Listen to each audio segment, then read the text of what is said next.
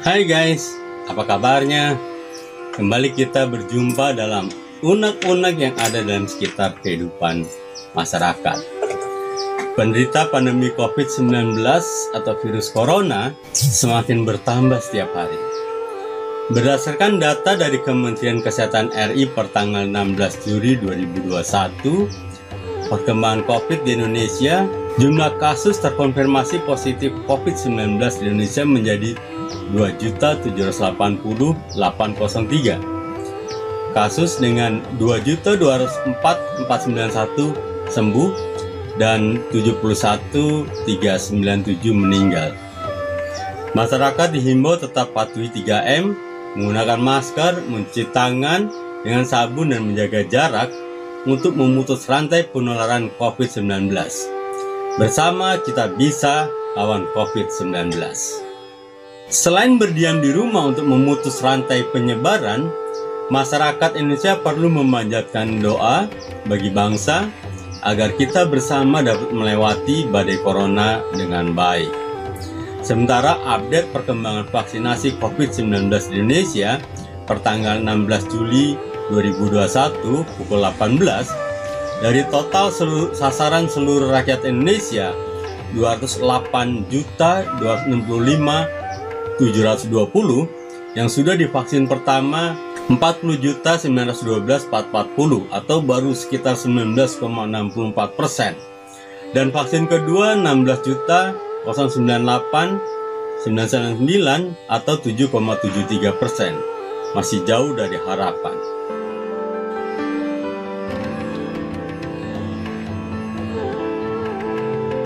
Pandemi yang sebelumnya seperti cerita dongeng nun jauh di sana.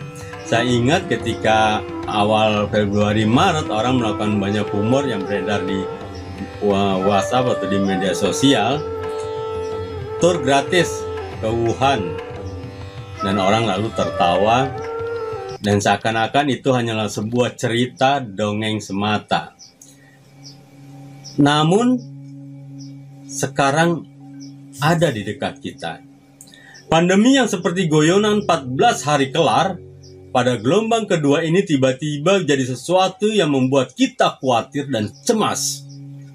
Tiap hari kita mendengar ada teman, sahabat, saudara, tetangga, atau orang-orang yang kita kenal dengan dekat terpapar. Bahkan dipanggil Tuhan. Ada satu keluarga meninggal suami dan istri, orang tuanya. Lalu bagaimana nanti anak-anaknya?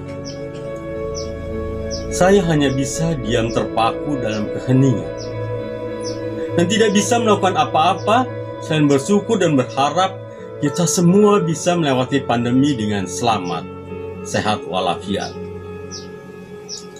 Apakah mungkin masyarakat Indonesia mau menjalankan prokes dengan baik? Ada hal yang aneh di negeri ini dalam beberapa tahun terakhir.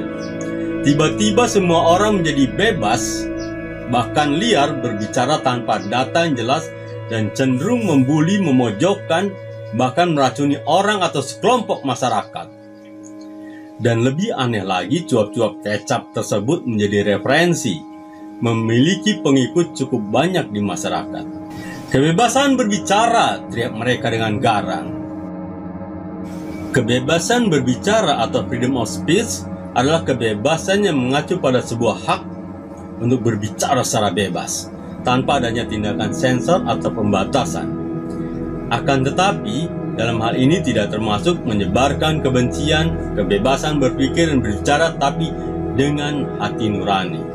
Kebebasan berbicara di Indonesia dijamin dalam salah satu pasal 28 Undang-Undang Dasar 1945. Dalam pasal ini menjamin semua warga negara bebas mengeluarkan pendapat, baik secara lisan maupun tulisan, tanpa takut adanya hak yang mengganggunya. Lalu Undang-Undang 1945 ini diamandemen dan diperbaiki, dan lalu juga keluar Undang-Undang IT atau Undang-Undang Informasi dan Transaksi Elektronik. Undang-Undang Nomor 19 Tahun 2016 Jo Undang-Undang Nomor 11 Tahun 2008 memang menimbulkan banyak kontroversi. Tapi menurut saya kewenangan negara untuk mengatur dapat dibenarkan.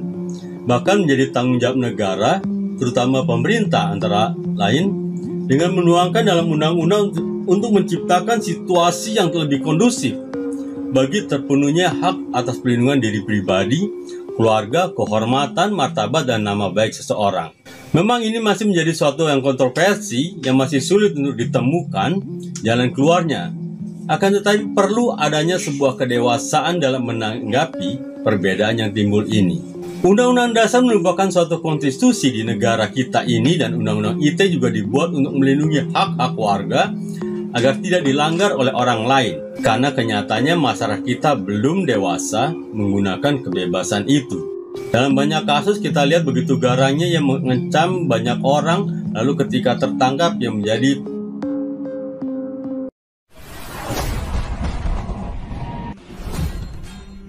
di tengah situasi pandemi yang mencekam ini, masih banyak orang yang meneriakkan COVID hoax, COVID konspirasi, jangan percaya COVID, apalagi dibarengi dengan embel-embel keagamaan yang akhirnya memiliki banyak pengaruh bagi umat.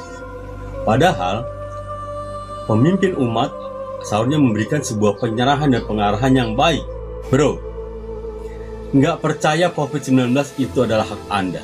Tapi jika itu Anda umbar di sosial media, maka Anda telah menyakiti hati teman yang pernah mengalami sakit dan beratnya perjuangan melawan sakit ini.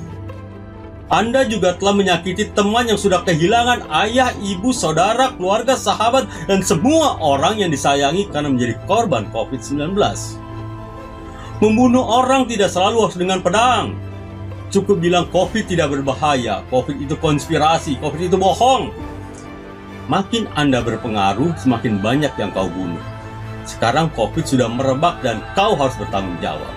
Apakah Anda berani meminta maaf kepada istri yang ditinggal suaminya karena COVID, yang suaminya adalah penggemar fanatik Anda? Ibu, karena kata-kata saya COVID bohong sehingga suami ibu meninggal karena virus corona.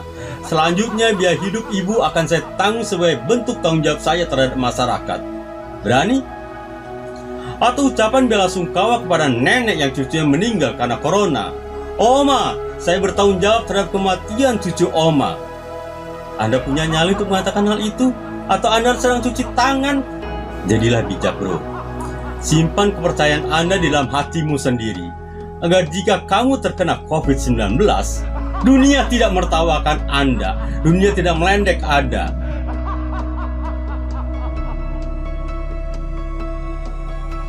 Bukankah dalam Yakobus 1 ayat 19, setiap orang hendaklah cepat untuk mendengar, tetapi lambat untuk berkata-kata. Oke guys, sekian dulu unek-unek saya. Sampai ketemu di cuap-cuap berikutnya. Dan jangan lupa klik like and subscribe. Salam sehat dan tetap semangat.